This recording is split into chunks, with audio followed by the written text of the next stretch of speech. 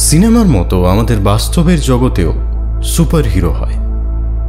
মানুষকে বাঁচাতে তারা মাঝে মধ্যেই এগিয়ে আসে, কিন্তু যাকে বাঁচাতে যায় তাকে কি বাঁচাতে পারে? সবথেকে বড় কথা, কি পরিণতি হয় সেই সুপার হিরোর। শুনতে থাকুন মানিক বন্দ্যোপাধ্যায়ের কাহিনী, কে বাঁচায় কে বাঁচে।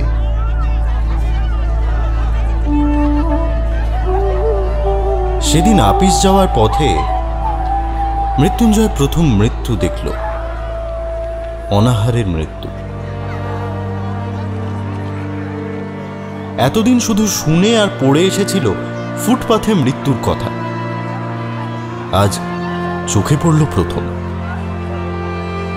ফুটপাথে হাঁটা তার বেশি প্রয়োজন হয় না, নইলে দর্শনটা অনেক আগেই ঘটে যেত সন্দেহ নেই। বাড়ি থেকে বেরিয়ে দুপা হেঁটেই সে ট্রামে ওঠে, নামে গিয়ে প্রায় আপিসেরই দরজায়। বাড়িটাও তার শহরের এমন এক নিরিবিলি অঞ্চলে যে সে পাড়ায় ফুটপাথও বেশি নেই, লোকে মরতেও চায় না বেশি। চাকর ও ছোট ভাই তার বাজারও কেনাকাটা করে। কয়েক মিনিটে মৃত্যুঞ্জয়ের সুস্থ শরীরটা অসুস্থ হয়ে গেল। মনে আঘাত পেলে মৃত্যুঞ্জয়ের শরীরে তার প্রতিক্রিয়া হয়। মানসিক বেদনা বোধের সঙ্গে চলতে থাকে শারীরিক কষ্টবোধ। আপিসে পৌঁছে নিজের ছোট কুটুরিতে ঢুকে সে যখন ধপ করে চেয়ারে বসে পড়ল, তখন সে রীতিমতো কাবু হয়ে পড়েছে। একটু বসেই তাই উঠে গেল কল ঘরে। দরজা বন্ধ করে বাড়ি থেকে পেট ভরে যত কিছু খেয়ে এসেছিল, ভাজা, ডাল, তরকারি, মাছ, দই আর ভাত, প্রায় সব বমি করে উগড়ে দিল। পাশের কুঠুরি থেকে নিখিল যখন খবর নিতে এলো, কলঘর থেকে ফিরে মৃত্যুঞ্জয় কাঁচের গ্লাসে জল পান করছে। গ্লাসটা খালি করে নামিয়ে রেখে সে শূন্য দৃষ্টিতে দেওয়ালের দিকে তাকিয়ে রইল। আপিসে সে আর নিখিল প্রায় সমপদস্থ, মাইনে দুজনের সমান। একটা বাড়তি দায়িত্বের জন্য মৃত্যুঞ্জয় 50 টাকা বেশি পায়। নিখিল রোগা, তীক্ষ্ণবুদ্ধি এবং আলসে প্রকৃতির লোক। মৃত্যুঞ্জয় 2 বছর আগে বিয়ে করে 8 বছরে সে মোটে 2টি সন্তানের পিতা হয়েছে। সংসারে তার নাকি মন নেই। অবসর জীবনটা সে বই পড়ে আর চিন্তা জগৎ গড়ে তুলে কাটিয়ে দিতে চায়। অন্য সকলের মতো মৃত্যুঞ্জয়কে সেও খুব পছন্দ করে, হয়তো মৃদু একটু অবজ্ঞার সঙ্গে ভালোবাসে। মৃত্যুঞ্জয় শুধু নিরীহ, শান্ত, দরদি, ভালো মানুষ বলে নয়, সৎ ও সরল বলেও নয়, মানব সভ্যতার সবচেয়ে প্রাচীন ও সবচেয়ে পচা ঐতিহ্য আদর্শবাদের কল্পনা তাপস বলে। মৃত্যুঞ্জয় দুর্বল চিত্ত, ভাবপ্রবণ আদর্শবাদী হলে কোনো কথা ছিল না। দুটো খোঁচা দিয়ে খেপিয়ে তুললেই তার মনের পুঞ্জ পুঞ্জ অন্ধকার বেরিয়ে এসে তাকে অবজ্ঞেয় করে দিত। কিন্তু মৃত্যুঞ্জয়ের মানসিক ক্রিয়া প্রতিক্রিয়া শ্লথ, নিস্তেজ নয়। শক্তির একটা উৎস আছে তার মধ্যে। অব্যয়কে শব্দরূপ দেওয়ার চেষ্টায় যে শক্তি বহুক্ষয় হয়ে গেছে, মানুষের জগতে তারই একটা অংশ। নিখিল পর্যন্ত তাই মাঝে মাঝে কাবু হয়ে যায় মৃত্যুঞ্জয়ের কাছে। মৃদু ঈর্ষার সঙ্গেই সে তখন ভাবে যে নিখিল না হয়ে মৃত্যুঞ্জয় হলে মন্দ ছিল না। মৃত্যুঞ্জয়ের রকম দেখেই নিখিল অনুমান করতে পারল বড় একটা সমস্যার সঙ্গে তার সংঘর্ষ হয়েছে, এবং সারশিতে আটকানো মৌমাছির মতো সে মাথা খুঁড়ছে সেই সমস্যার অকারণ, অর্থহীন, অনুচিত কাঠিন্যে। কি হলো হে তোমার? নিখিল সন্তর্পণে প্রশ্ন করল। মরে গেল? না খেয়ে মরে গেল? আনমনে অর্ধভাষণে যেন আর্তনাদ করে উঠল মৃত্যুঞ্জয়। আরও কয়েকটি প্রশ্ন করে নিখিলের মনে হলো মৃত্যুঞ্জয়ের ভিতরটা সে পরিষ্কার দেখতে পাচ্ছে। ফুটপাথে অনাহারে মৃত্যুর মতো সাধারণ, সহজবোধ্য ব্যাপারটা সে ধারণা করতে পারছে না। সেটা আশ্চর্য নয়, সে একসঙ্গে পাহাড় প্রমাণ মাল মশলা ঢোকাবার চেষ্টা করছে তার ক্ষুদ্র ধারণা শক্তির থলিটিতে। ফুটপাথের ওই বিভৎসতা ক্ষুধা অথবা মৃত্যুর রূপ। না খেয়ে মরা কি ও কেমন? কত কষ্ট হয় না খেয়ে মরতে? কিরকম কষ্ট? ক্ষুধার যাতনা বেশি না মৃত্যু যন্ত্রণা বেশি? অথচ নিখিল প্রশ্ন করলে সে জবাবে বলল অন্য কথা। আমি বেঁচে থাকতে যে লোকটা না খেয়ে মরে গেল, এই অপরাধের প্রায়শ্চিত্ত কি? হ্যাঁ, মানে সব জেনে শুনেও এত কাল 4 বেলা করে খেয়েছে পেট ভরে, যথেষ্ট রিলিফ ওয়ার্ক হচ্ছে লোকের অভাবে। আর এদিকে আমি ভেবে পাই না যে কি করে সময় কাটাবো। দিক, শত দিক আমাকে। মৃত্যুঞ্জয়ের চোখ ছলছল করছে দেখে নিখিল চুপ করে থাকে। দরদের চেয়ে ছোঁয়াচে কিছুই এ জগতে নেই। নিখিলের মনটাও খারাপ হয়ে যায়।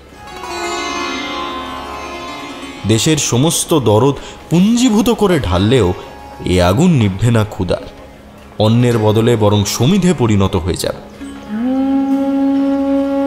ভিক্ষা দেওয়ার মতো অস্বাভাবিক পাপ যদি আজও পূর্ণ হয়ে থাকে, জীবনের অন্যে মানুষের দাবি জন্মাবে কিসে? রূঢ় বাস্তব নিয়মকে উল্টে মধুর আধ্যাত্মিক নীতি করা যায়, কিন্তু সেটা হলো অনিয়ম। চিতার আগুনে যত কোটি মড়াই এ পর্যন্ত পোড়ানো হয়ে থাক, পৃথিবীর সমস্ত জ্যান্ত মানুষগুলিকে চিতায় তুলে দিলে আগুন তাদেরও পুড়িয়ে ছাই করে দেবে। বিক্ষুব্ধ চিত্তে এই কথা ভাবতে ভাবতে নিখিল সংবাদপত্রটি তুলে নিল। চোখ বুলিয়ে যেতে যেতে নজরে পড়ল ভালোভাবে সদ্গতির ব্যবস্থা করে গোটা 20 মৃতদেহকে স্বর্গে পাঠানো হয়নি বলে এক স্থানে তীক্ষ্ণধার হাহুতাশ ভরা মন্তব্য করা হয়েছে। কদিন পরেই মাইনের তারিখ এলো। নিখিলকে প্রতি মাসে 3 জায়গায় কিছু কিছু টাকা পাঠাতে হয়। মানি অর্ডারের ফর্ম আনিয়ে কলম ধরে সে ভেবে ঠিক করবার চেষ্টা করছে 3টি সাহায্যই এবার 5 টাকা কমিয়ে দেবে কিনা। মৃত্যুঞ্জয় ঘরে এসে বসল।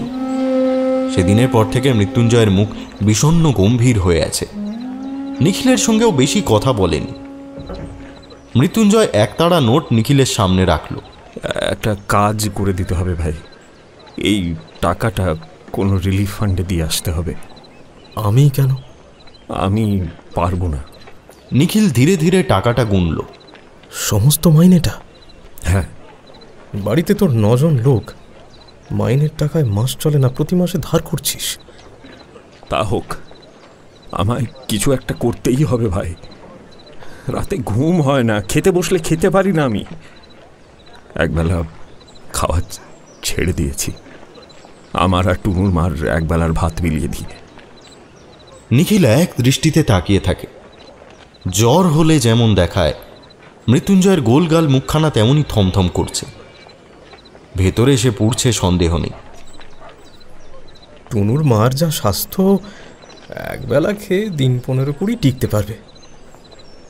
আমি কি করব? আমি কত বলেছি, কত বুঝিয়েছি, কথা শুনবে না। আমি না খেলে উনিও খাবে না। এ অন্যায় নয়, অত্যাচার নয়। মরে তো মরবে না খেয়ে। নিখিল ভাবছিল বন্ধুকে বুঝিয়ে বলবে, এভাবে দেশের লোককে বাঁচানো যায় না। যে অন্ন পাওয়া যাচ্ছে সে অন্ন তো কারো না কারো পেটে যাবে। যে রিলিফ চলছে তা শুধু একজনের বদলে আর একজনকে খাওয়ানো। এতে শুধু আড়ালে যারা মরছে তাদের মরতে দিয়ে চোখের সামনে যারা মরছে তাদের কয়েকজনকে বাঁচানোর চেষ্টা করা সান্ত্বনা। কিন্তু এসব কোনো কথাই সে বলতে পারল না, গলায় আটকে গেল। সে শুধু বলল, ভুরি ভোজনটা অন্যায়, কিন্তু না খেয়ে মরাটা উচিত নয় ভাই। আমি কেটে ছেটে যতদূর সম্ভব খাওয়া কমিয়ে দিয়েছি। বেঁচে থাকতে যতটুকু দরকার খাই, এবং দেশের সমস্ত লোক মরে গেলেও যদি সেইটুকু সংগ্রহ করার ক্ষমতা আমার থাকে, কাউকে না দিয়ে নিজেই আমি তা খাবো। নীতি ধর্মের দিক থেকে বলছি না, সমাজ ধর্মের দিক থেকে বিচার করলে 10 জনকে খুন করার চেয়ে নিজেকে না খাইয়ে মারা বড় পাপ। ওটা পাশবিক স্বার্থপরতা। কিন্তু যারা না খেয়ে মরছে তাদের যদি এই স্বার্থপরতা থাকতো, এক কাপ অখাদ্য গ্রুয়েল দেওয়ার বদলে যদি তাদের স্বার্থপর করে তোলা হতো, অন্ন থাকতে বাংলায় না খেয়ে কেউ মরতো না। তা সে অন্য 1000 মাইল দূরেই থাক আর 31টা তালা লাগানো গুদামেই থাক। তুই পাগল নিখিল, তুই বদ্ধ পাগল। বলে মৃত্যুঞ্জয় উঠে গেল। তারপর দিন দিন কেমন যেন হয়ে যেতে লাগলো মৃত্যুঞ্জয়। দেরি করে আপিসে আসে, কাজে ভুল করে, চুপ করে বসে ভাবে, একসময় বেরিয়ে যায়। বাড়িতে তাকে পাওয়া যায় না। শহরের আদি অন্তহীন ফুটপাথ ধরে সে ঘুরে ঘুরে বেড়ায়।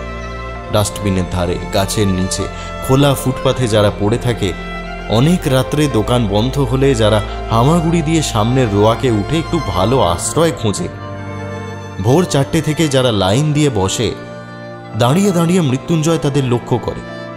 পাড়ায় পাড়ায় লঙ্গরখানা খুঁজে বার করে অন্য প্রার্থীর ভিড় দেখে।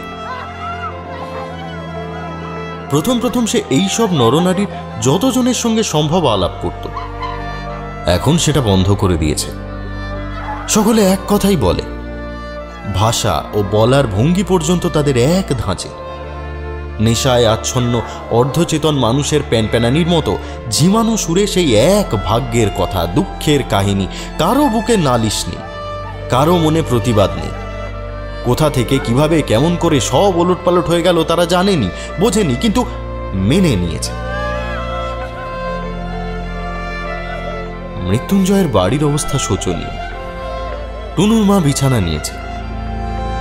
বিছানায় পড়ে থেকেই সে বাড়ির ছেলে বুড়ো সকলকে তাগিদ দিয়ে দিয়ে স্বামীর খোঁজে বারবার বাইরে পাঠিয়ে দেয়। কিন্তু এই বিরাট শহরের কোথায় আগন্তুক মানুষের কোন জঞ্জালের মধ্যে তাকে তারা খুঁজে বার করবে? কিছুক্ষণ বাইরে কাটিয়ে তারা ফিরে আসে। টুনুর মাকে মিথ্যে করে বলে যে মৃত্যুঞ্জয় আসছে, খানিক পরেই আসছে। খবর দিয়ে বাড়ির সকলে কেউ গম্ভীর, কেউ কাঁদো কাঁদো মুখ করে বসে থাকে। ছেলে মেয়েগুলি অনাদরে, অবহেলায়, ক্ষুধার জ্বালায় চেঁচিয়ে কাঁদে।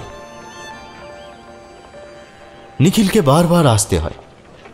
টুনুর মা তাকে সকাতর অনুরোধ জানায় সে যেন একটু নজর রাখে মৃত্যুঞ্জয়ের দিকে, একটু যেন সে তার সঙ্গে থাকে। নিখিল বলে, আপনি যদি সুস্থ হয়ে উঠে ঘরের দিকে তাকান তাহলে যতক্ষণ পারি সঙ্গে থাকব, নইলে নয়। টুনুর মা বলে, উঠতে পারলে আমি ওর সঙ্গে ঘুরতাম ঠাকুরপো। ঘুরতেন? নিশ্চয়ই। ওর সঙ্গে থেকে থেকে আমিও অনেকটা ওর মতো হয়ে গেছি। উনি পাগল হয়ে যাচ্ছেন আর আমারও মনে হচ্ছে যেন আমিও পাগল হয়ে যাব। ছেলে মেয়েগুলোর জন্য সত্যি আমার ভাবনা হয় না। কেবলই মনে পড়ে ফুটপাতের ওই লোকগুলোর কথা। আমাকে 2-3 দিন সঙ্গে নিয়ে গিয়েছিলেন। আচ্ছা, কিছুই কি করা যায় না? এই ভাবনাতেই ওর মাথাটা খারাপ হয়ে যাচ্ছে। কেমন একটা ধারণা জন্মেছে যথা সর্বস্ব দান করলেও কিছুই ভালো করতে পারবেন না। দারুণ একটা হতাশা জেগেছে ওর মনে। একেবারে মুষড়ে যাচ্ছে দিনকে দিন। নিখিল শোনে আর তার মুখ কালি হয়ে যায়। মৃত্যুঞ্জয় আপিসে যান। নিখিল চেষ্টা করে তার ছুটির ব্যবস্থা করিয়ে দিয়েছে। আপিসে ছুটির পর সে মৃত্যুঞ্জয়ের কাছে যায়। মৃত্যুঞ্জয়ের ঘোরাফেরার স্থানগুলি এখন অনেকটা নির্দিষ্ট হয়ে গেছে। ঘন্টার পর ঘন্টা সেও মৃত্যুঞ্জয়ের সঙ্গে কাটিয়ে দেয়। ঘুরিয়ে ফিরিয়ে নানাভাবে তাকে উল্টো কথা শোনায়। নিজের আগেকার যুক্তিতর্কগুলি নিজেই খণ্ড খণ্ড করে দেয়। মৃত্যুঞ্জয় শোনে, কিন্তু তার চোখ দেখেই টের পাওয়া যায় যে সে কথার মানে সে আর বুঝতে পারছে না। তার অভিজ্ঞতার কাছে কথার মারপ্যাঁচ অর্থহীন হয়ে গেছে। ক্রমে ক্রমে নিখিলকে হাল ছেড়ে দিতে হয়। তারপর মৃত্যুঞ্জয়ের গা থেকে ধুলিমলিন সিল্কের জামা অদৃশ্য হয়ে যায়। পরনের ধুতির বদলে আসে ছেঁড়া ন্যাকড়া।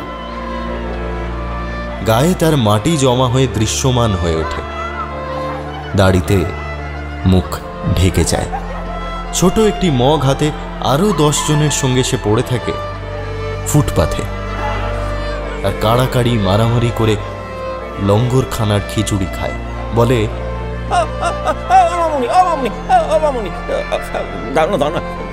দুটি খেতে দাও না। হ্যাঁ, সেই গা থেকে কিচ্ছু খায়নি।